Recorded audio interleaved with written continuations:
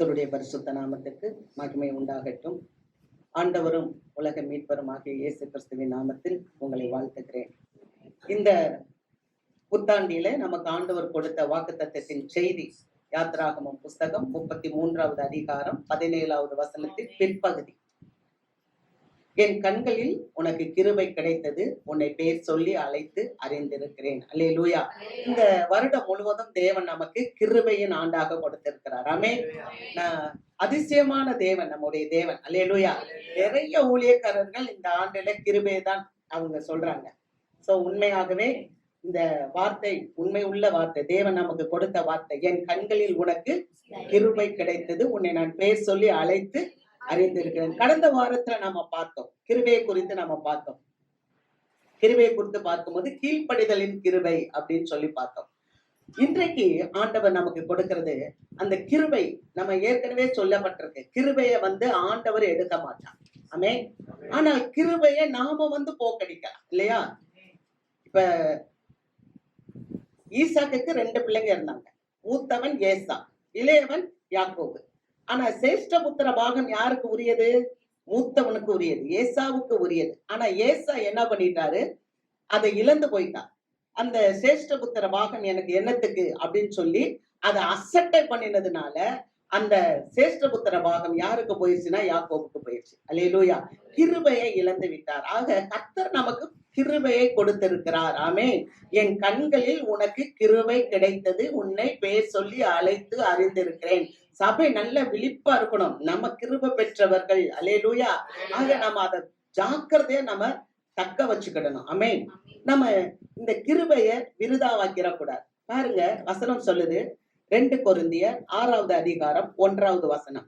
தேவனுடைய கிருபையை நீங்கள் விருதாவாய் பெறாதபடிக்கு உடன் வேலையாட்களாகிய நாங்கள் உங்களுக்கு புத்தி சொல்லுகிறோம்.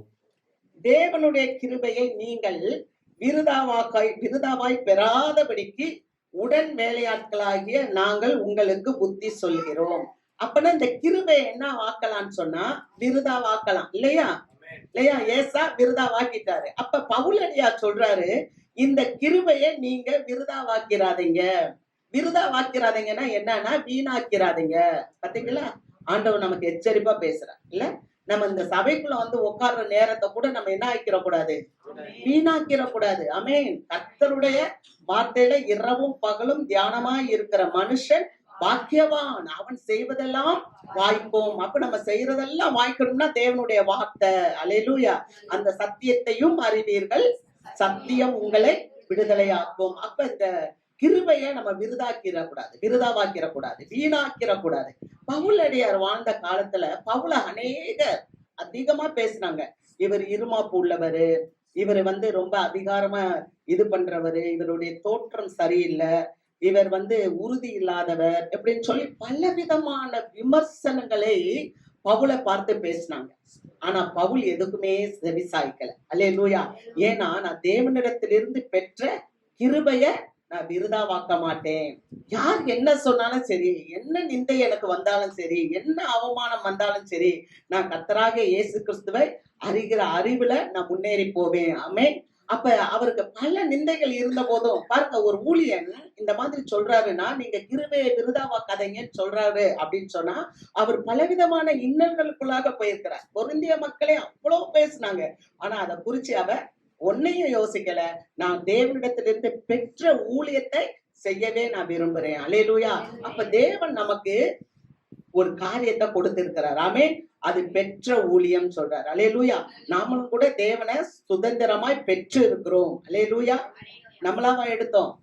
இல்ல, கர்த்தர் நம்மளை தெரிந்து கொண்டார். ஆமென். அல்லேலூயா. நீங்கள் என்னை தெரிந்து கொள்ளவில்லை, நான் உங்களை தெரிந்து கொண்டேன். அப்ப கர்த்தர் நம்மளை தெரிந்து கொண்டது. அப்ப இந்த கிருபையை நாம வீணாக்கிடக்கூடாது. அல்லேலூயா. கர்த்தருக்கு மகிமை. பாருங்க, நேற்றைய தினத்துல நான் மகனோடு பேசி கொண்டது. நான் பேசிட்டு வெளியே போயிட்டு வரும்போது ஒரு கதை எங்களுக்கு ஞாபகம் வந்துச்சு. அந்த கதையை குறிச்சு பேசணும். ஒரு தண்டவாளத்துல பிள்ளைங்க விளையாண்டு கொண்டு இருக்கிறாங்க. ஒரு இடத்துல ஒரு 10 பிள்ளைங்க கூட்டமா விளையாடுறாங்க. இன்னொரு இடத்துல ஒரு பிள்ளை தனியா இருந்த விளையாடுது. ஆனா தனியா இருந்து விளையாடுற பிள்ளையோடைய அந்த தண்டவாளத்துல ட்ரெயின் வராது. அது வராம இருக்கிற இடத்துல இருந்து அந்த பிள்ளை விளையாடுது.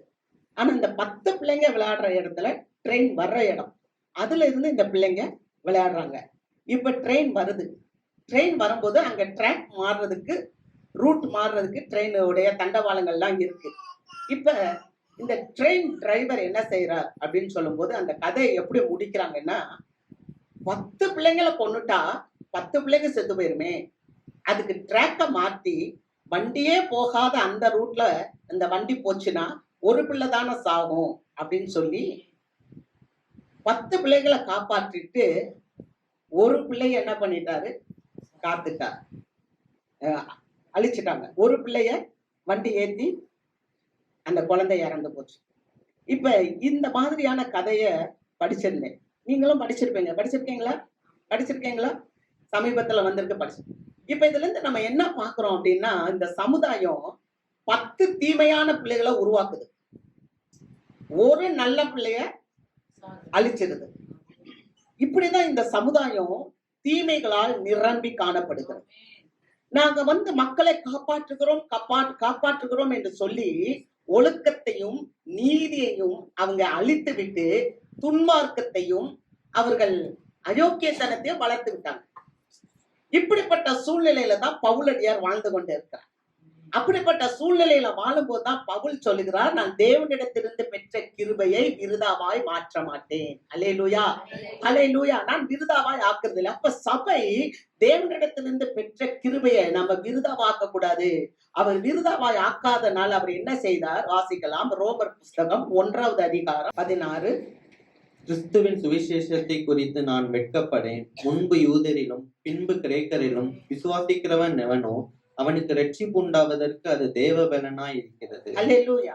இப்ப பவுல் ஒரு தீர்மானம் எடுக்கிறார். என்ன தீர்மானம் எடுக்கிறார்? நான் கிரேக்கருக்கும் அந்நியர்களுக்கும் ஞானிகளுக்கும் சுவிசேஷத்தை அறிவிப்பேன். அல்லேலூயா. அப்ப இந்த தேசத்துல எல்லா விதமான மக்கள் இருக்கிறாங்க. கிரேக்கர்கள் இருக்கிறாங்க, ஞானிகள் இருக்கிறார்கள், மூடர்கள் இருக்காங்க. ஆனா எல்லாருக்கும் நான் சுவிசேஷத்தை சொல்லுவேன். அல்லேலூயா. நான் வெளிச்சத்தை கொடுப்பேன். ஏன்னா தேவனுடைய பிள்ளைங்க யாரு? தேவனுடைய பிள்ளைங்க இந்த உலகத்துக்கு உப்பா இருக்கிறீங்க. ஆமென். நீங்க எல்லாம் விசுவாசிக்கிறீங்களா? அல்லேலூயா. ஏன்னா வசனம் சொல்லுது, ரட்சிக்கப்பட்டவர்களை கர்த்தர் அனுதினமும் சபையிலே சேர்த்து கொண்டார். அப்படித்தானே இருக்கு. அப்போஸ்தலர் புஸ்தகம் 2வது அதிகாரம் 47வது வசனம் வாசிங்க. தேவனை துதித்து ஜனங்கள் எல்லாரிடத்திலும் தயவு பெற்றிருந்தார்கள். ரட்சிக்கப்படுகிறவர்களை கர்த்தர் அனுதினமும் சபையிலே சேர்த்து கொண்டு வந்தார். அல்லேலூயா. அப்ப ரட்சிக்கப்படுகிறவர்களை கர்த்தர் அனுதினமும் சபையிலே சேர்த்து கொண்டு வந்தார். அப்ப விடுதலையாக்கப்பட்ட பிள்ளைகள் நாம. ஆமென். இந்த உலகத்திலிருந்து வேறு பிரிக்கப்பட்டவர்கள், உலகத்திலிருந்து விடுதலையாக்கப்பட்டவங்க. உலகத்திலிருந்து விடுதலையாக்கப்பட்ட பிள்ளை என்ன செய்யும்? நான் ஞானிகளுக்கும் மூடருக்கும் கிரேக்கர்களுக்கும் சுவிசேஷத்தை அறிவிக்க கடனாளியாய் இருக்கிறேன். அல்லேலூயா. நாம ஒரு கடனாளியாய் இருக்கிறோம். அது மாத்திரமல்ல, அவர் சொல்றாரு, இந்த சுவிசேஷத்தை குறித்து நான் வெட்கப்படேன். எனக்கு வெட்கம் கிடையாது. ஏன்னா இயேசு கிறிஸ்து என்னை ரட்சித்திருக்கிறார். எத்தனை பேர் ஆமீன் சொல்றீங்க? அல்லேலூயா. அப்ப ரட்சிக்கப்பட்ட பிள்ளை ஒவ்வொருவரும் எப்படி இருக்கணும்? நாம பிறருக்கு கடனாளியா இருக்கணும். நான் இதை குறிச்சு வெட்கப்பட மாட்டேன் அப்படின்னு சொல்றாரு. அல்லேலூயா. எத்தனை நிந்தைகள் வந்தாலும், எத்தனை அவமானங்கள் வந்தாலும், என்னுடைய வெட்கம் மற்றவர்களுடைய ரட்சிப்புக்கு தேவபலனாய் இருக்கு. அல்லேலூயா. என்னுடைய வெட்கம் மற்றவர்களுடைய ரட்சிப்புக்கு தேவபலனாய் இருக்கு. ஆண்டவராகிய இயேசு கிறிஸ்து சிலுவையில தொங்கின போது எல்லாரும் கேட்டாங்க, நீ ஞான திருஷ்டிக்காரனா? நீ தேவனுடைய குமாரனா? அப்படின்னா உன்னையும் காப்பாத்திக்கோ, எங்களையும் காப்பாத்திக்கொள் சொன்னாங்களா? ஆனா ஆண்டவர் இந்த சிலுவையை சுமப்பதற்காகவே இந்த உலகத்துக்கு வந்தார். அந்த சிலுவையை சுமப்பது அவருக்கு நிந்தையா இருந்தாலும் மற்றவர்களுக்கு அது தேவபலனாய் இருக்கு. அல்லேலூயா. ரட்சிக்கப்படுகிற நமக்கோ அது தேவபலனாய் இருக்கிறது. ஆமென். அதனாலதான் பவுல் சொல்றாரு, சிலுவை பற்றிய உபதேசம் கெட்டு போறவங்களுக்கு பைத்தியமாய் இருக்கிறது, ரட்சிக்கப்படுகிற நமக்கோ தேவபலனாய் இருக்கிறது. வாசிக்கலாமா? கலாத்தியர் புஸ்தகம் 2வது அதிகாரம் 21வது வசனம். நான் தேவனுடைய கிருபையை விருதாவாக்குகிறதில்லை. நீதியானது நியாய பிரமாணத்தினாலே வருமானால் கிறிஸ்து மரித்தது வீணாய் இருக்குமே. அல்லேலூயா.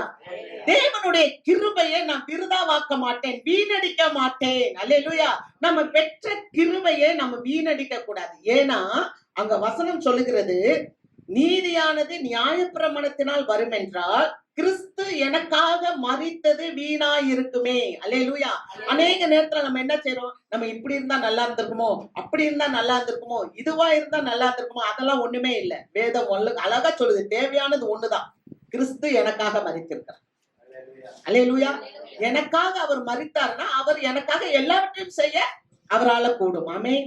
அவ்வளவுதான், சிம்பிள் திங். உங்க வாழ்க்கையில பிரச்சனை வருதா, உங்க வாழ்க்கையில போராட்டங்கள் இருக்கா, நான் ஒண்ணு சொல்லுறேன், பிரச்சனை இல்லாதவங்க யாருமே இல்ல. உண்டா இல்லையா? தேவையில்லாத மனுஷன் யாராவது இந்த உலகத்துல இருக்காங்களா? இல்ல. எல்லாருக்கும் பிரச்சனை இருக்கு. அப்ப எல்லாருக்கும் பிரச்சனை இருந்தா நம்ம என்ன நினைக்கிறோம்னா, கிறிஸ்து எனக்காக மரித்திருக்கிறார், நமக்காக அவர் ஜீவனையே கொடுத்திருக்கிறார். அப்ப நியாயப்பிரமாணத்தினால ஒண்ணு இல்ல. பவுல் அழகா சொல்றாரு, நான் நியாயப்பிரமாணத்தினால எனக்கு நீதி இருக்கும் என்றால், ஒருவேளை நீங்க நினைக்கலாம், நான் இதை செஞ்சிருந்தா எனக்கு இது நல்லா இருந்திருக்குமே. நியாயப்பிரமாணம் என்று சொல்லும் போது அந்த நாட்கள்ல பரிசேயர்கள் நிறைய சடங்காச்சாரங்களை செஞ்சாங்க. நிறைய அவங்க தங்களுடைய காரியங்கள் பாரம்பரியத்தை அனுசரித்து வந்தாங்க. இப்படியெல்லாம் இருந்தா நல்லா இருக்குமா, இப்படியெல்லாம் நல்லா இருக்குமா, அதெல்லாம் ஒண்ணுமே இல்லை. ரொம்ப சிம்பிள். என்ன தெரியுமா? இயேசு எனக்காக மரித்திருக்கிறார். அல்லேலூயா. என்னுடைய பாவங்களுக்காக, என்னுடைய குறைவுகளுக்காக, என்னுடைய காரியங்களுக்காக இயேசு மரித்திருக்கிறார். அதனால நான் அவருடைய கிருபையை நான் வீணாக்க மாட்டேன், நான் விருதாவாக்க மாட்டேன். அல்லேலூயா. என் வாழ்க்கையில நான் எப்பொழுதும் சந்தோஷமா இருப்பேன். ஆமென். நான் மகிழ்ச்சியா இருப்பேன். அல்லேலூயா. கர்த்தர் மேல் உன் பாரத்தை வைத்து விடு, அவர் உன்னை ஆதரிப்பார். அப்ப நம்ம பிரச்சனைகளை எல்லாம் சிலுவையில தொங்குன அந்த இயேசு கிட்ட வச்சுட்டு நம்ம நிம்மதியா இருக்க வேண்டியதான். தேவன் நம்மளை பாதுகாப்பார். அல்லேலூயா. வசனம் வாசிக்கிறோம். கலாத்தியர் 6வது அதிகாரம் 14வது வசனம். நானும் நம்முடைய கர்த்தராகிய இயேசு கிறிஸ்துவின் சிலுவையை குறித்தே அல்லாமல் வேறொன்றையும் குறித்து மேன்மை பாராட்டாதிருப்பேனாக. அவரால் உலகம் எனக்கு சிலுவையில் அறையுண்டிருக்கிறது, நானும் உலகத்திற்கு சிலுவையில் அறையுண்டிருக்கிறேன். அல்லேலூயா. பவுல் அழகா நமக்கு ஒண்ணு கத்துத்தாரா, என்ன தெரியுமா? தேவனுடைய கிருபைய நான் வீணாக்க மாட்டேன், தேவனுடைய கிருபைய நான் விருதாவாக்க மாட்டேன். அதனால அவர் என்ன சொல்றாரு, நான் நம்முடைய கர்த்தராகிய இயேசு கிறிஸ்துவினுடைய சிலுவையை குறித்தே அல்லாமல் வேற ஒன்றையும் குறித்து நான் மேன்மை பாராட்ட மாட்டேன். கலாத்தியர்ல அழகா சொல்றாரு. இதே காரியத்தை தான் கொரிந்தியருக்கும் சொல்றாரு. நான் சிலுவையை பற்றி தான் உங்களிடத்துல பேச வந்தேன். ஆமென். அல்லேலூயா. Cross is the symbol of our victory. சிலுவை வெற்றியின் அடையாளம். அல்லேலூயா. ஆக நம்ம ஆண்டவருக்காக சில காரியங்கள், ஆண்டவருடைய வார்த்தையை நம்ம கேட்கும் போது அந்த வார்த்தை நம்மளை பலப்படுத்துகிறது, அந்த வார்த்தை நம்மளை உறுதிப்படுத்துகிறது, அந்த வார்த்தை நம்மளை விடுவிக்கிறது. நான் கர்த்தராகிய இயேசு கிறிஸ்துவினுடைய சிலுவையை குறித்தே அல்லாமல் வேற ஒன்றையும் குறித்து நான் மேன்மை பாராட்ட மாட்டேன். நான் இந்த உலகத்திற்கு சிலுவையில் அறை உண்டு இருக்கிறேன், உலகமும் எனக்கு சிலுவையில் அறை உண்டு இருக்கிறது. அல்லேலூயா. அதைத்தான் பவுல் திரும்ப திரும்ப தீமோத்தேயுட்ட சொல்லும் போது சொல்றாரு, போதும் என்ற மனதுடனே கூடிய தேவ பக்தி மிகுந்த ஆதாயம். அல்லேலூயா. இயேசு போதுமே அப்படின்னு நீங்க சொல்லி பாருங்க, இயேசு உங்க வாழ்க்கையில எண்ணற்ற நன்மைகளை செய்வார். இயேசு போதுமே என்று சொல்லி பாருங்க, உங்க வாழ்க்கையில நோய் இல்லாமல் வாழ செய்வார். இயேசு போதுமே என்று சொல்ல பாருங்க, ஆண்டவர் உங்க வாழ்க்கையில செழிப்பா இருக்க கிருபை செய்வார். அல்லேலூயா. அல்லேலூயா. கர்த்தருக்கு மகிமை. அதனாலதான் பிலிப்பியர் 3வது அதிகாரம் 7-8 வசனங்களை நம்ம வாசிக்கிறோம். பிலிப்பியர் 3:7-8. ஆகிலும் எனக்கு லாபமாய் இருந்தவைகளோ அவைகளை கிறிஸ்துவுக்காக நஷ்டம் என்று எண்ணினேன். அது மாத்திரமல்ல, என் கர்த்தராகிய கிறிஸ்து இயேசுவை அறிகிற அறிவின் மேன்மைக்காக எல்லாவற்றையும் நஷ்டம் என்று எண்ணிக்கொண்டிருக்கிறேன். அல்லேலூயா. எனக்கு லாபமா இருக்கிறது ஏதோ அது நான் கிறிஸ்துவுக்கென்று நஷ்டம் என்று எண்ணிக்கொண்டு இருக்கிறேன். அல்லேலூயா. மேலும் அவர் என்ன சொல்றாரு? அடுத்த வசனம். அது மாத்திரமல்ல என் கர்த்தராகிய கிறிஸ்து இயேசுவை அறிகிற, என் கர்த்தராகிய கிறிஸ்து இயேசுவை அறிகிற அறிவின் மேன்மைக்காக எல்லாவற்றையும் நஷ்டம் என்றும் குப்பை என்றும் எண்ணுகிறேன். அல்லேலூயா. அந்த தேவனை அறிகிற அறிவுல நம்ம வளரணும். நம்ம கிருபையை விருதா வைக்கிற கூடாது, நம்ம கிருபையை வீணாக்கிற கூடாது. இந்த பொக்கிஷத்தை நம்ம எடுத்து படிக்க படிக்க படிக்க இந்த பொக்கிஷம் நம்மளை வாழாக்காமல் தலையாக்கும், இந்த பொக்கிஷம் நம்மளை கீழாக்காமல் மேலாக்கும். அல்லேலூயா. ஆசீர்வாதம் யார்கிட்ட இருக்கு? உங்ககிட்ட இருக்கு. சொல்லுங்க, என்கிட்ட இருக்குன்னு சொல்லுங்க. கையை தூக்கி காமிங்க. ஆசீர்வாதம் என்கிட்ட இருக்கு. தினந்தோறுமே நீ முத்துக்களை பார், உண்மையாகவே நீ ஒரு முத்தாய் மாறுவாய். அல்லேலூயா. நிச்சயமாக தேவன் உங்களை ஒருவரும் கொடுக்கவும் எடுக்க முடியாத அந்த தேவ சமாதானத்தினால் நிரப்புவார். அல்லேலூயா. 2வது காரியம். முதல் காரியம், கிருபையை நான் விருதாவாக்குறது இல்லை. 2வது பாத்தீங்கன்னா வாசிக்கலாம். எபேசியர் 3வது அதிகாரம் 7வது வசனம். தேவனுடைய பலத்த சத்துவத்தால் எனக்கு அளிக்கப்பட்ட வரமாகி அவருடைய கிருபையினாலே இந்த சுவிசேஷத்துக்கு ஊழியக்காரன் நானே. அல்லேலூயா. இந்த அற்புதமான கிருபை, முதலாவது தேவன் அந்த கிருபையை விருதாவாக்குறது இல்ல. இரண்டாவது பவுல் சொல்றாரு ஒரு அற்புதமான கிருபை, இந்த கிருபையினாலே நான் சுவிசேஷத்துக்கு ஊழியக்காரனானேன். அல்லேலூயா. அங்க வாசிக்கிறோம் எபேசியர் 3வது அதிகாரம் 8வது வசனம். பரிசுத்தவான்கள் எல்லாரிலும் சிறியவனாகிய நான் கிறிஸ்துவனுடைய அளவற்ற ஐஸ்வர்யத்தை புறஜாதிகளிடத்தில் சுவிசேஷமாய் அறிவிக்கிறதற்காக இந்த கிருபை எனக்கு அளிக்கப்பட்டிருக்கிறது. அல்லேலூயா. அப்ப இந்த சுவிசேஷத்துக்கு நான் ஊழியக்காரனானே. அது மாத்திரமல்ல, புறஜாதிகளிடத்தில் இந்த வார்த்தையை அறிவிக்கிறதற்கு நான் ஊழியக்காரனானேன். எதை? தேவனுடைய அளவற்ற ஐஸ்வர்யத்தை. எந்த ஐஸ்வர்யம்? தேவனாகிய கர்த்தர் உங்களுக்காக எனக்காக சிந்தின ரத்தம், நமக்காக பட்ட அந்த பாடுகள், நமக்காக ஏற்றுக்கொண்ட அந்த மரணம், நமக்காகவே அவர் மீண்டுமாக உயிர்த்தெழுந்து இன்றைக்கும் பிதாவினுடைய வலது பாரசத்தில் உட்கார்ந்து இருக்கிற இந்த சிறப்பு மிக்க இந்த ஐஸ்வர்யத்தை புறஜாதிகளிடத்தில் கொடுப்பதற்கு சொல்லுவதற்கு பவுலடியார் கிருபை பெற்றிருந்தார். அல்லேலூயா. அவர் எப்படி சொல்லுகிறார் சொல்லுங்க? பரிசுத்தவான்கள் எல்லாரிலும் சிறியவனாகிய நான். தன்னை தாழ்த்துகிறான். எல்லா பரிசுத்தவான்கள்லயும் நான் சிறியவன். அநேக இடங்கள் அவர் சொல்லும் போது சொல்லுவாரு, பாவிகளிலேயே நான் பிரதான பாவி. நம்ம இன்னைக்கு உட்கார்ந்துருக்கோம், நம்ம எல்லாம் பரிசுத்தவான்கள் சொல்றோம். யாராவது நம்மள ஒருத்தர் பார்த்து நீ பாவி அப்படின்னா எப்படி இருக்கும்?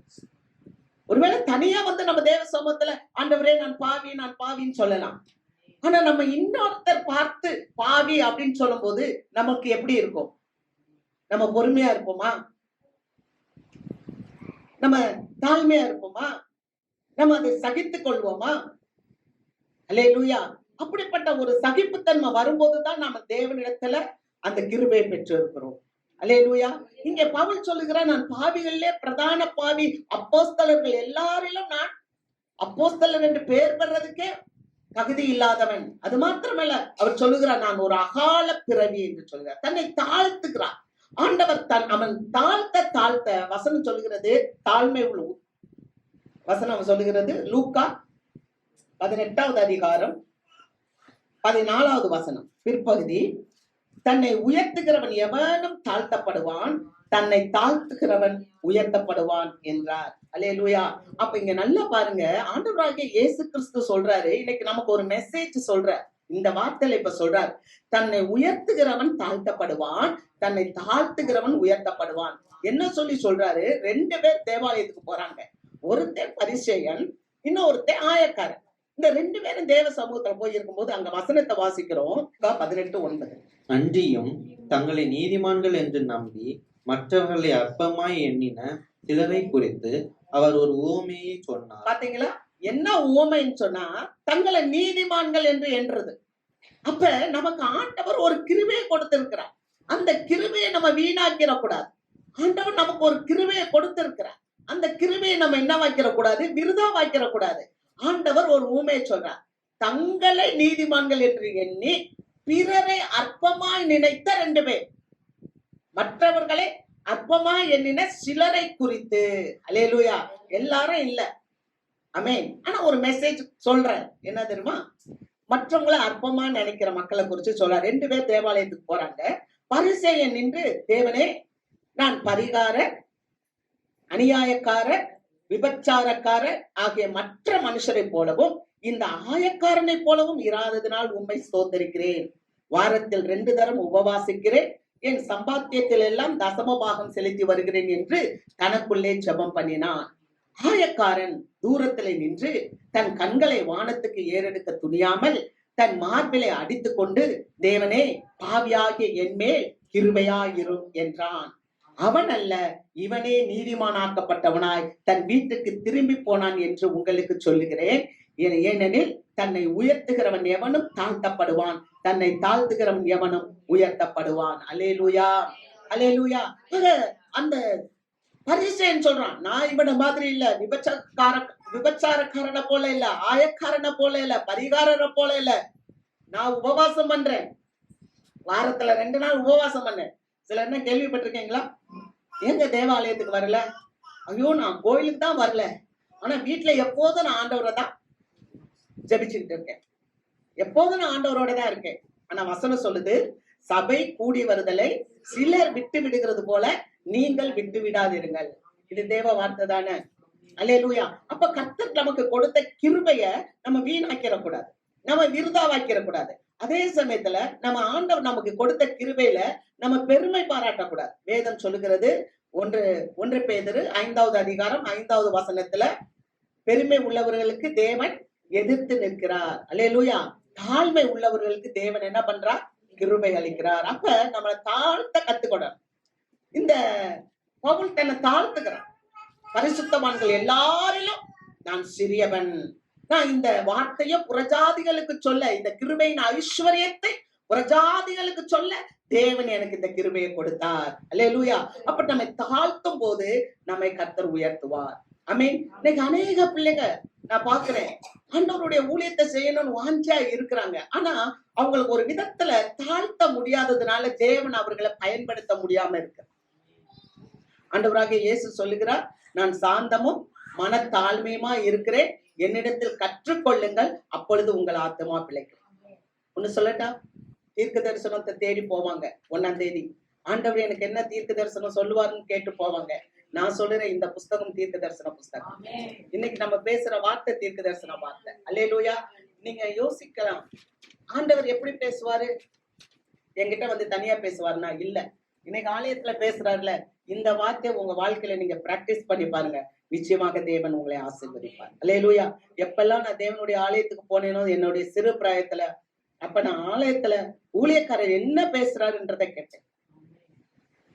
அவன் என்னிடத்தில் வாஞ்சையா இருக்கிறபடியால் அவனை நான் விடுவிப்பேன், என் நாமத்தை அவன் அறிந்திருக்கிறபடியால் அவனை உயர்ந்த அடைக்கலத்தில் வைப்பேன். அல்லேலூயா.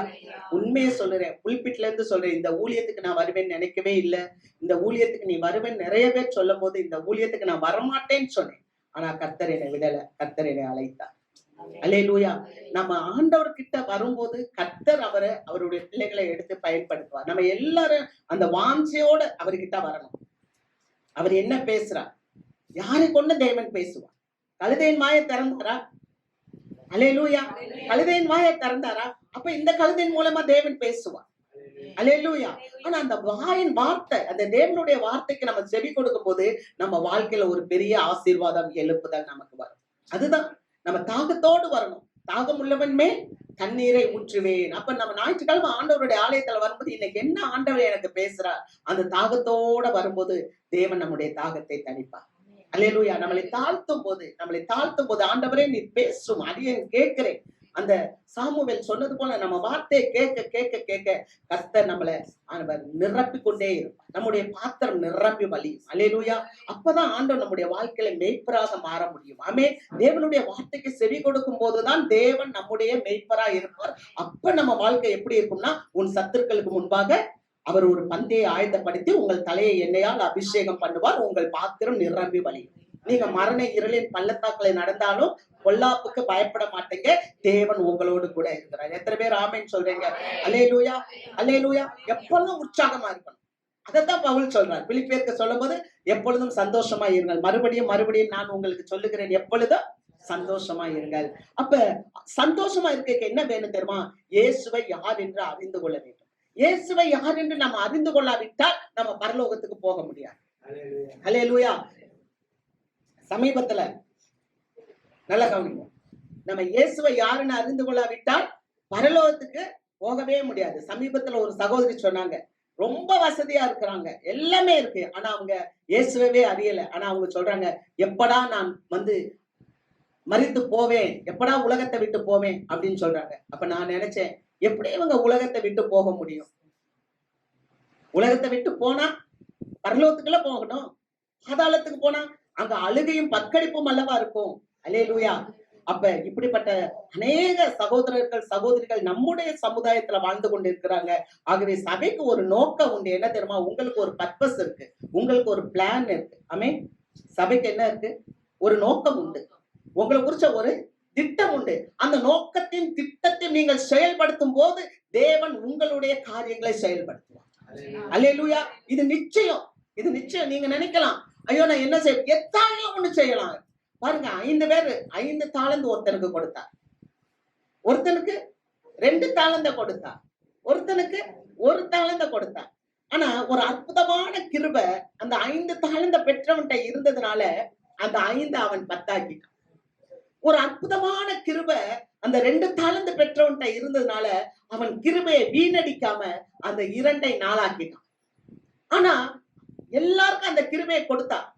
அல்லேலூயா. கிருபைன்றது என்ன? இங்க இந்த இடத்துல வாசிக்கிற 2 விதமான கிருபை. ஒண்ணு, எல்லாருக்கும் கிருபை. நீங்க கிருபையினாலே விசுவாசத்தை கொண்டு ரட்சிக்கப்பட்டீர்கள் அப்படின்றது ஒரு கிருபை. அல்லேலூயா.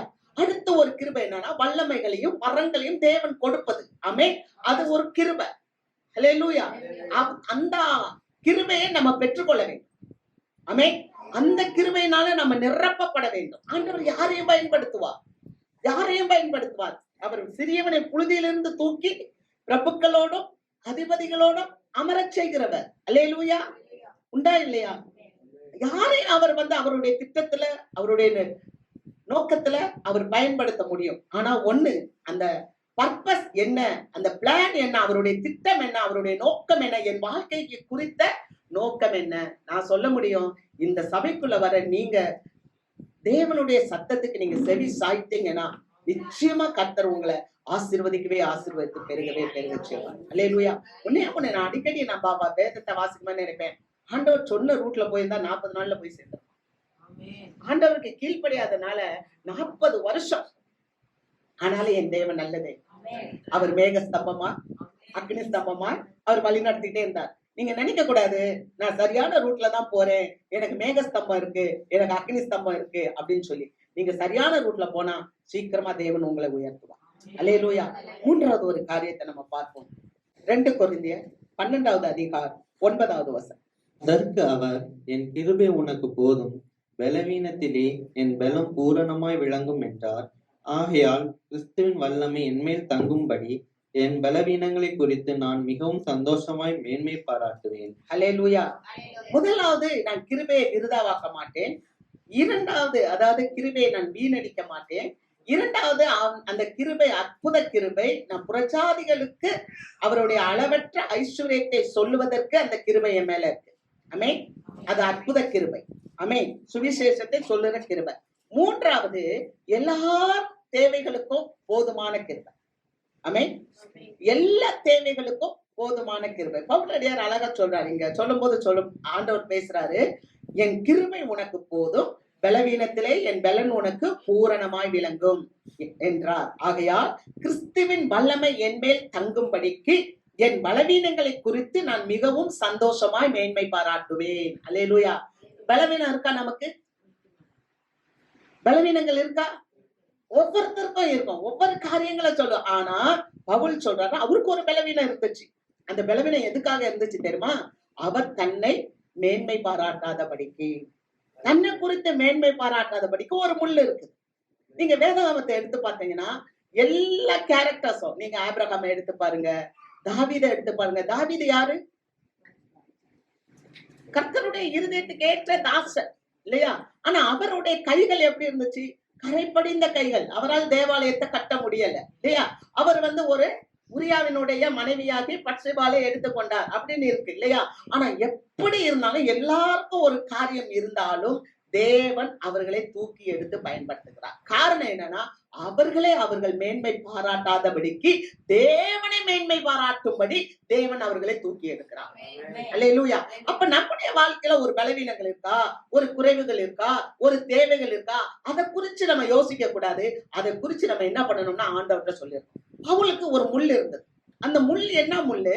அது சாத்தானால் கொடுக்கப்பட்ட முள் என்று சொல்லப்பட்டிருக்கு. நான் சொல்லுவேன், அந்த முள்ளு மட்டும் நம்ம கிட்ட இல்லைன்னா நம்ம கர்த்தரை இவ்வளவு உறுதியா பற்றி கொள்ள முடியாது. அல்லேலூயா. எத்தனை பேர் ஆமென் சொல்றீங்க? நீங்க நினைக்க கூடாது எனக்கே இந்த முள்ளு. அந்த முள்ளு இருந்தாதான் நம்ம தேவன் கிட்ட இருக்க முடியும். பவுலுக்கு அந்த முள்ளு இருந்தது. அது ஒரு வியாதியா இருந்திருக்கலாம், அது ஒரு சரீரத்துல வேதனையா இருந்திருக்கலாம், அது அவருடைய கண்கள்ல வடிகிற தண்ணீரா இருந்திருக்கலாம், அடிக்கடி அவருக்கு வருகிற மலேரியா ஜுரமாக இருந்திருக்கலாம். ஏதோ ஒரு காரியம் அவருக்குள்ள இருந்துச்சு. அந்த காரியம் அவரை விட்டு நீங்கும்படி அவர் போய் செபிக்கிறார். அப்ப ஆண்டவர் சொல்லுகிறார், உன் பலவீனத்திலே என் பலன் உனக்கு போதும். அல்லேலூயா. அப்ப இவர் சொல்றாரு, அவருடைய வல்லமை என் மேல் தங்கும்படி என்னுடைய பலவீனத்தை குறித்து நான் மேன்மை பாராட்டுவேன். அல்லேலூயா. உலகத்துல எத்தனை பலசாலிகள் இருக்கிறாங்க பாருங்க. ஆனா அவர்களை எல்லாம் தேவன் தெரிந்து கொள்ளவில்லை. அல்லேலூயா. அவர் இல்லாதவர்களையும் இழிவானவைகளையும் நான் தெரிந்து கொண்டேன் என்று சொல்லுகிறார். அப்ப ஆண்டவர் இந்த உலகத்துல இருக்கிற பிரபுக்களை அல்ல, ஐஸ்வர்யவான்களை அல்ல, கர்த்தர் நம்மை தெரிந்து கொண்டு இருக்கிறார். ஆமென். நீங்க 1 கொரிந்தியர் 1வது அதிகாரம் 26, 27, 28 வசனங்கள் வீட்டுல போய் வாசித்து பாருங்க. அங்கே நம்ம வாசிக்க முடியும். அல்லேலூயா. அப்ப தேவனுடைய அந்த வல்லமையை நம்ம பெற்றுக்கொள்ளும்படி நம்முடைய பலவீனத்துல நாம மேன்மை பாராட்ட வேண்டும். அல்லேலூயா. ஏன்னா கிறிஸ்துவனுடைய வல்லமை என் மேல் தங்குகிறது. வாசிக்கலாம். எபேசியர் புஸ்தகம் 4வது அதிகாரம் 7, 8 வசனங்கள். கிறிஸ்துவனுடைய ஈவின் அளவுக்கு தக்கதாக நம்மில் அவனவனுக்கு கிருபை அளிக்கப்பட்டிருக்கிறது. ஆதலால் அவர் உன்னதத்திற்கு ஏறி சிறைப்பட்டவர்களை சிறையாக்கி மனுஷர்களுக்கு வரங்களை அளித்தார் என்று சொல்லி இருக்கிறார். அல்லேலூயா. நல்லா கவனிங்க. வசனம் தெளிவா சொல்லுகிறது, கிறிஸ்துவனுடைய ஈவின் அளவுக்கு தக்கதாக அவனவனுக்கு கிருபை அளிக்கப்பட்டு இருக்கிறது. அல்லேலூயா. இங்க என்ன பிரச்சனை தெரியுமா? இந்த உலகத்துல நம்ம வாழும் போது நல்ல கவனிங்க. நம்ம வாழ்க்கையில நமக்கு சமாதானம் இல்லாம இருக்குதா? நம்ம வாழ்க்கையில சந்தோஷம் இல்லாம இருக்குதா? என்ன பிரச்சனைன்னு சொன்னா, இங்க வசனத்தை நல்லா பாருங்க. அவங்களுடைய ஈவின் அளவுக்கு தக்கதாக கிருபை அளிக்கப்பட்டு இருக்கிறது. அல்லேலூயா. அப்படித்தானே இருக்கு. கிறிஸ்துவனுடைய ஈவின் அளவுக்கு தக்கதாக நம்மில் அவனவனுக்கு, எனக்கு என்ன கிருபை கொடுக்கணுமோ அதை எனக்கு கொடுத்திருக்கிறார். என்னை விட மற்றவங்களுக்கு என்ன கிருபை கொடுக்கணுமோ அதை அவங்களுக்கு கொடுத்திருக்கிறார். அல்லேலூயா.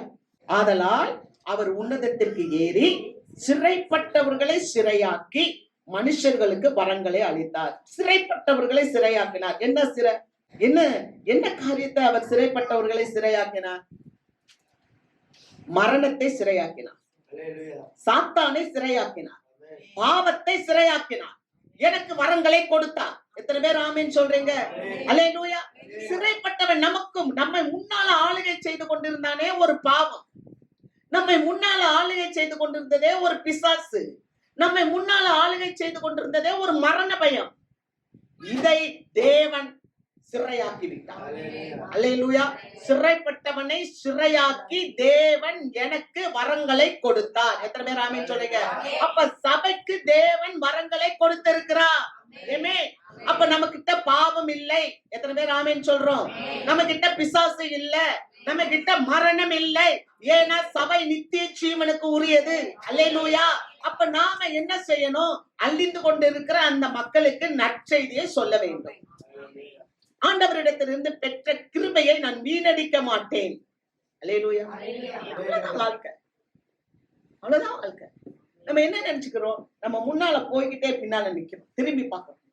நீங்க எந்த அளவுக்கு தேவனுடைய வார்த்தையை சுவிசேஷமா நீங்க அறிவித்துக் கொண்டே இருக்கிறீங்களோ, அப்ப ஆண்டவர் உங்களுக்கு என்ன செய்கிறார் என்றால் அந்த வரத்தை கொடுக்கிறார். என்ன வரம்? ஈவின் அளவுக்கு தக்கதாக உங்களுக்கு குணமாக்குற வரம், உங்களுக்கு பிரசங்கிக்கிற வரம், உங்களுக்கு போதிக்கிற வரம், உங்களுக்கு தேவையான வரத்தை கொடுக்கிறார். அல்லேலூயா. நம்ம வாசிக்கலாம். மார்க் எழுதின நற்செய்தி நூல் 16வது அதிகாரம் 16வது வசனம் முதல் வாசிப்போம். விசுவாசம் உள்ளவனாகி ஞானஸ்நானம் பெற்றவன் ரட்சிக்கப்படுவான், விசுவாசியாதவனோ ஆக்கினைக்குள்ளாக தீர்க்கப்படுவான். விசுவாசிக்கிறவர்களால் நடக்கும் அடையாளங்கள் ஆவன: என் நாமத்தினாலே பிசாசுகளை துரத்துவார்கள், நவமான பாஷைகளை பேசுவார்கள், சர்ப்பங்களை எடுப்பார்கள், சாவுக்கு ஏதுவான யாதொன்றை குடித்தாலும் அது அவர்களை சேதப்படுத்தாது, வியாதியஸ்தர் மேல் கைகளை வைப்பார்கள், அப்பொழுது அவர்கள் சுத்தமாவார்கள் என்றார். அல்லேலூயா. இங்க வாசிக்கிறோம். விசுவாசம் உள்ளவனாகி ஞானஸ்தானம் பெற்றவன் ரட்சிக்கப்படுவான். ஞானஸ்தானம் பெற்றுக்கோமா? எப்படி ஞானஸ்தானம் பெற்றோம்? விசுவாசத்தினால நம்ம ஞானஸ்தானம் பெற்றோம். என்ன விசுவாசம்? இயேசு ஒருத்தர் போதும் எனக்கு, அவருக்குள் எல்லாம் இருக்கு. அல்லேலூயா. அவருக்குள் சரீர பிரகாரமான எல்லா ஆசீர்வாதமும் இருக்கிறதுனாலதான் நம்ம விசுவாசித்து ஞானஸ்தானம் பண்றோம். நீங்க வசனத்தை எடுத்து வச்சுக்கோங்க, அந்த வசனத்தை பாருங்க. என் நாமத்தினாலே பிசாசுகளை துரத்துவீர்கள், நவமான பாஷைகளை பேசுவார்கள். அல்லேலூயா. அப்ப சபை பாவத்தையும் பிசாசையும் மரணத்தையும் ஜெயித்திருக்கிறது. ஆமென். சபை பாவத்தையும் மரணத்தையும் பிசாசையும் ஜெயித்திருக்கிறது. எப்படி நீங்க கேட்கலாம், வாசிக்கலாம். யோவான், இந்த பக்கத்தை அப்படியே வச்சுக்கோங்க. யோவான் 8வது அதிகாரம் 46வது வசனம். என்னிடத்தில் பாவம் உண்டென்று என்னிடத்தில் பாவம் உண்டென்று உங்களில் யார் என்னை குற்றப்படுத்தக்கூடும்? உங்களில் யார் என்னை குற்றப்படுத்தக்கூடும்? நான் சத்தியத்தை சொல்லி இருக்க நான் சத்தியத்தை சொல்லி இருக்க நீங்கள் ஏன் என்னை விசுவாசிக்கிறதில்லை? நீங்கள் ஏன் என்னை விசுவாசிக்கிறதில்லை? பாத்தீங்களா? என்னிடத்தில் பாவம் உண்டென்று உங்கள யார் குற்றப்படுத்தக்கூடும்? அப்ப இயேசுவானவர் பாவம் இல்லாதவர், நமக்காக பாவமானார். அப்ப அவரை விசுவாசித்து நான் ஞானஸ்தானம் எடுத்திருக்கிறேன். அப்ப எனக்கு தீமைகள் வருமா? சொல்லுங்களேன். உங்களுக்கு தீமை வருமா? உங்களை யாராவது கிட்டக்க வந்து நெருங்க முடியுமா? உங்களை யாராவது தொட முடியுமா? சொல்லுங்க. இந்த கல்லின் மேல் மோதுகிறவன் நொறுங்கி போவான். ஆமென். அதான் வாதை உன்னை உன் கூடாரத்தை அணுகாது, பொல்லாப்பு உனக்கு நேரிடாது. ஏன்னா இயேசு பாவம் இல்லாதவர். இப்ப பாவம் இல்லாத கிறிஸ்துவின் ஆவியானவர் எனக்குள்ள வந்து விட்டார். அல்லேலூயா. அப்ப இனி என்னை பாவம் ஆட்சி செய்ய முடியாது. அப்ப பிசாசு என்னை தொட முடியாது. 2வது அவர் என்ன ஜெயிச்சிட்டாரு? மரணத்தை ஜெயித்து விட்டார். வாசிக்கலாம். 1 கொரிந்தியர் 15வது அதிகாரம் 55வது வசனம். மரணமே உன் கூர் எங்கே? மரணமே உன் கூர் எங்கே? பாதாளமே உன் ஜெயம் எங்கே? பாதாளமே உன் ஜெயம் எங்கே? அல்லேலூயா. மரணமே உன் கூர் எங்கே? மரணத்தை ஜெயித்தார். நாம் ஆராதிக்கிற தேவன் மரணத்தை ஜெயித்தபடியால் கர்த்தரிடத்திலிருந்து பெற்ற கிருபையை நான் விருதாவாக்க மாட்டேன். சபை விருதாவாக்க கூடாது. அல்லேலூயா. இங்கதானே இருக்கீங்க. சத்தமா தான் சொல்லுங்க. அல்லேலூயா. நான் தேவனிடத்திலிருந்து பெற்ற கிருபையை நான் விருதாவாக்க மாட்டேன். இங்க பாருங்க, ஆண்டவர் அவருடைய சீஷர்களுக்கு வல்லமையை கொடுத்தார். என்ன வல்லமையை கொடுத்தார்? அங்க சொல்றார், குணமாக்குற வரத்தை கொடுக்கிறார். விசுவாசிக்கிறவர்களால் நடக்கும் அடையாளம். விசுவாசிக்கிறோமா? இயேசுவை விசுவாசித்தான வந்து நிக்கிறோம். ஆனா நம்ம என்ன பண்ண மாட்டேன்றோம்? இயேசுவை நம்ம மறந்துடுறோம். நீங்க தான் விசுவாசி. உங்களுக்குள்ளதான் அந்த அற்புத சக்தி இருக்கு. நீங்க எங்கேயோ போக வேண்டிய அவசியம் இல்லை. அவர் சொல்றாரு, நீங்க சர்ப்பங்களை எடுப்பீங்க, சாவுக்கு ஏதுவான யாதொன்றை குடித்தாலும் அது உங்களை சேதப்படுத்தாது, பிசாசுகளை துரத்துவார்கள். அப்புறம் நவமான பாஷைகளை பேசுவார். அல்லேலூயா. பிசாசுகளை துரத்துவாங்க. வியாதியஸ்தர் மேல் கைகளை வைப்பீங்க, அப்பொழுது அவர்கள் சொஸ்தமாவார்கள். உங்க உடம்புல வியாதி இருக்கா? நீங்க கிருபையை போக்கடிக்காதீங்க. நீங்க உங்களுக்காக ஜெபம் பண்ணுங்க. விசுவாசிக்கிறவங்களா நடக்கிற அடையாளங்கள் யாருன்னா சீஷர்களுக்கு மாத்திரம் இல்ல, இயேசுவை பின்பற்றுகிற ஒவ்வொருத்தரும் சீஷர்கள் தான். ஒவ்வொருத்தருக்கும் இந்த அதிகாரத்தை தேவன் கொடுத்திருக்கிறார். அல்லேலூயா. இந்த கிருபையை நாம் என்ன பண்ணக்கூடாது? வீணடிக்க கூடாது. இனி வரும் காலம் கொடிய காலம். இனி வர்ற காலம் கொடிய காலம். சபை உங்களுக்கு எச்சரிக்காம யார் எச்சரிப்பா? சபை தான் உங்களுக்கு எச்சரிக்கும். அதனால அவர் சொல்றாரு, தமக்கு பயந்து தமது கிருபைக்கு காத்திருக்கிறவங்களுடைய ஆத்துமாக்களை தேவன் மரணத்துக்கு விடுவிக்க வல்லவராய் இருக்கிறார். அல்லேலூயா. அப்ப அவருக்கு பயந்து அவருடைய கிருபையை நம்ம காத்துக் கொள்ளும் போது ஆண்டவர் நம்மளை காத்துக் கொள்வார். ஆமென். நீங்க பயப்படாதீங்க. இனி வரும் காலத்தை குறித்து நீங்க யோசிக்காதீங்க. உங்களை சுற்றி இருக்கிற காலங்களை குறித்து நீங்க யோசிக்காதீங்க. ஒண்ணு மட்டும் நான் சொல்லுவேன், நீங்கள் கிருபையை காத்துக் கொள்ளுங்கள். அல்லேலூயா. சர்ப்பங்களை எடுப்பார்கள், சாவுக்கு ஏதுவான யாதொன்றை குடித்தாலும் அது அவர்களை சேதப்படுத்தாது, வியாதியஸ்தர்கள் மேல் கைகளை வைப்பார்கள், அப்பொழுது அவர்கள் சொஸ்தமாவார்கள். அல்லேலூயா. எந்த இடத்துல உங்களுக்கு வியாதி வருதா அந்த இடத்துல நல்லா கையை வச்சு ஜெபம்னுங்க, ஜெபிங்க. விசுவாசம் உள்ள ஜெபம் பிணியாளியை ரட்சிக்கும். கர்த்தர் சபைக்கு கிருபையை கொடுத்திருக்கிறார். ஆமென். யார்கிட்டெல்லாம் போய் அந்த பெரும்பாடு உள்ள ஸ்திரீ எல்லா இடத்துலயும் போய் சுகமிலே கிடைக்கல. இயேசுவின் இடத்துல வந்த போதுதான் இயேசு சுகம் கொடுத்தார். ஆமென். அப்ப தேவன் யெகோவா சிக்கேனு, அவர் நீதி செய்கிற தேவன். உங்களுக்கு நீதி வழங்குற இடம் இயேசு கிட்ட இருக்கு. அல்லேலூயா. கிருபையை நம்ம இந்த வருஷத்துல காத்துக்கொள்வோம். இந்த கிருபையை நான் விருதாவாக்க மாட்டேன். என்னுடைய எல்லா தேவைக்கும் அது போதுமானது அந்த கிருபை. அல்லேலூயா. பலவீனத்துல என் பலன் உனக்கு பூரணமாய் விளங்கும், என் கிருபை உனக்கு போதும் என்று சொன்ன அந்தபடியே நான் என்னுடைய பலத்தில் அல்ல, என்னுடைய பலவீனத்திலே நான் மேன்மை பாராட்டுவேன். காரணம், கிறிஸ்துனுடைய வல்லமை என் மேல் தங்கும்படி. அல்லேலூயா. கிறிஸ்துனுடைய வல்லமை உங்களை விடுவிக்கும். இந்த புதிய ஆண்டுல கிறிஸ்துனுடைய வல்லமை கிருபை பெற்ற உங்கள் ஒவ்வொருவரையும் விடுவிக்கிற வல்லமையாய். ஆமென். 3 காரியம். 1, நான் கிறிஸ்துவனுடைய வார்த்தையை விருதாவாக்க மாட்டேன். 2வது, நான் கிறிஸ்துவனுடைய அந்த கிருபையை, அற்புத கிருபையாக நான் சுவிசேஷத்துக்கு என்று பிரஜாதிகளிடத்தில் போய் சொல்லும்படி அந்த வார்த்தையை நான் கிருபையின் ஐஸ்வர்யத்தை சொல்ல அந்த அற்புத கிருபையை நான் பெற்றுக்கொள்வேன். மூன்றாவது, அவருடைய கிருபை என்னுடைய எல்லா தேவைக்கும் போதுமா. அல்லேலூயா. நம் கண்களை மூடி ஜெபிப்போம்.